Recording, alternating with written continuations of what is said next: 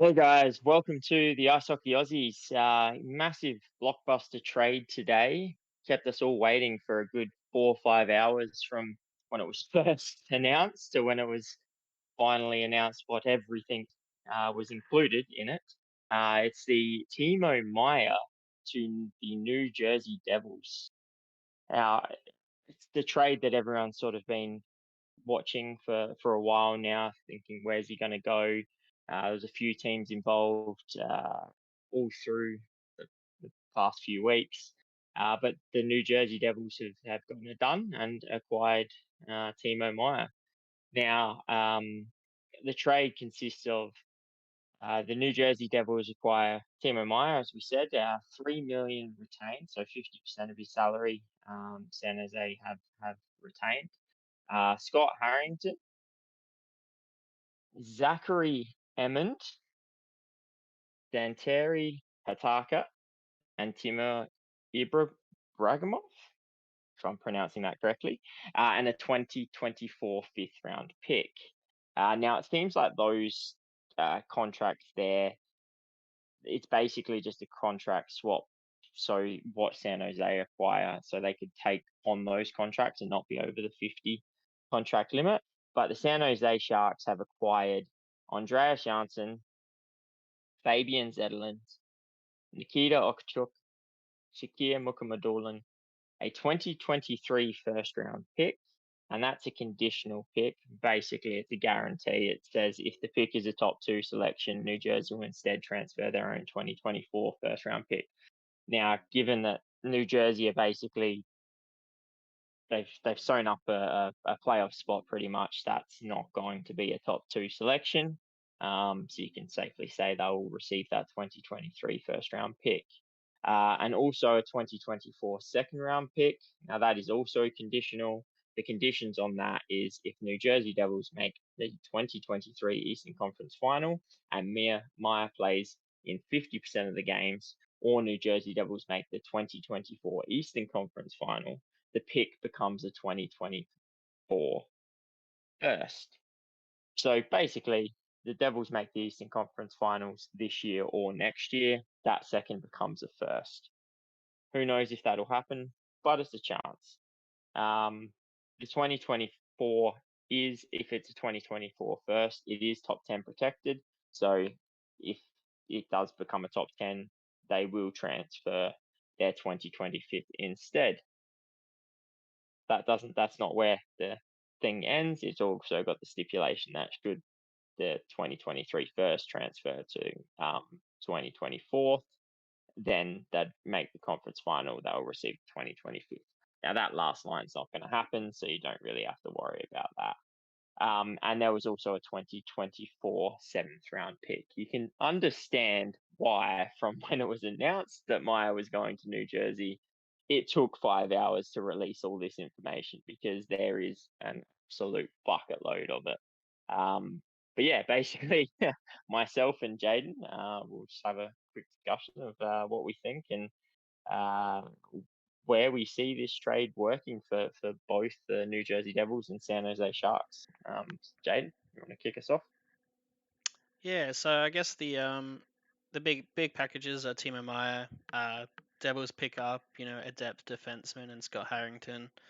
Meanwhile, San Jose get their prospects. They get Zetterlin, which is NHL ready and still growing. Nikita Okachuk, who is honestly probably NHL ready. At least the third line pairing on the defense, and Shakir Mukhamadullin, who both New Jersey and San Jose and some other teams have said he's looking really good. So that's probably another really good pickup. Um, in regards to who wins the trade, if there's a fleecing or not, I don't think there's any fleecings here. Though the San Jose could end up being a fleecing just because of the prospects they pick up and how they develop, obviously. But I don't think New Jersey win the trade in a sense unless Meyer, or Timo Meier, resigns. I think, or if they do sell him next year, his rights, they get some sort of package, something comparable. So Probably win-win for both. New Jersey finally gets that goal scorer they needed. He's scored 30 goals, 3 times, and he's still only played 57 games this season, going on more. So he could, tally 40 at this rate. And that's what New Jersey's been lacking for years now, is that sniper, that striker, and now they've got it. They didn't have to lose too much in regards to their already made squad, besides really Zetterlund, and he's been not producing that much. Probably third, fourth line point tally, though he has been playing good. Yeah, I think the reason why it's it's a strange thing, right? Because the players going to San Jose are quality players. They're not poor, but it's where New Jersey wins is they've managed their prospect pool is so deep and has so much talent that their top prospects they haven't had to hand over a single one because they've got the other prospects in the work like Fabian Zetterlund, Okachuk, Mukamadoulan. They didn't have to resort to handing over a Simone Nemec or a Luke Hughes or a Dawson Mercer as was suggested. And they also keep Alexander Holt, which most people thought was going to be included. Um, but yeah, I mean, New Jersey lose Zetterlund, who's he's played a decent chunk of games this year. He's played 45 games, produced 6 goals, 14 assists for 20 points. And I truly do. He's still quite young. I truly think that he can develop into that mid six forward, and potentially even higher. Like his potential is there. He's a strong physical goal scorer, and yeah, that like he's already showed some really nice moments with the Devils, and I think the Sharks have got a really good player out of them and an NHL ready player, which is the other thing about him. Like Zetterlund and Ovchuk, they're both NHL ready. I know Ovchuk hasn't played a lot this year, but I feel on probably half of NHL rosters, he's probably getting a lot more game time. I think New Jersey Devils' depth in the defensive aspects is probably been his downfall. And then yeah, Shakir Mukamadoulan, I've heard nothing but good things about him coming out of the KHL. Apparently, he's absolutely dominating, playing top line minutes, and he's expected to sort of be making ready to make an NHL roster as of next year. So yeah, for the Sharks rebuild, it kind of helps them now, pretty much. Like it gives them some really good young talent that they can work with. I agree with you on the win lose front. I think win-win for both teams. I've heard from both fans. Some New Jersey fans have gone, "Oh, we gave too much." Some have said we fleeced the Sharks, and then same on the other side. The Sharks are going, "Oh, we got fleeced," and then some other ones are going, "We did the fleecing." I don't think it's the case either way. I think it's quite a fair, reasonable trade. I think if it was a trade and sign, the Sharks potentially could have gotten more out of it, but Sharks management didn't want to let Meier talk with anyone, so that's kind of on them. But as a trade, the Devils get exactly what they need. That big sort of physical goal scorer that they've lacked, and to really help them for the push in the playoffs this year and potentially for years to come if they can get him signed. He's also obviously he's line mates with Nico Hischier in the national Swiss team. So and you've also got Siegenthaler and Akira Smith. He's the other Swiss one. I think I'm not getting it wrong. Yeah, so he comes over to some national teammates basically, which is nice.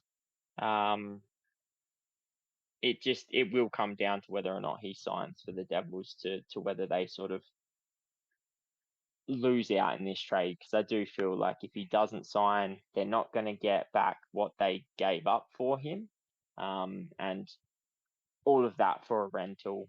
Even though their prospect pool is still really strong after this, it's a lot less than what it was for basically nothing. Um, but yeah, for me, great win-win trade for both. Like, at the end of the day, you're not like most trades, you're not really going to know until years down the track when you see what happens with Timo Meier, whether he signs, what Fabian Zetterlund, Okchuk, and Mukamadulan turn into, and what they can do with those additional picks that they've received. But overall, from what I saw, I thought, yeah, good trade from both teams. It gave both teams what they needed right now. Um, yeah, Yeah.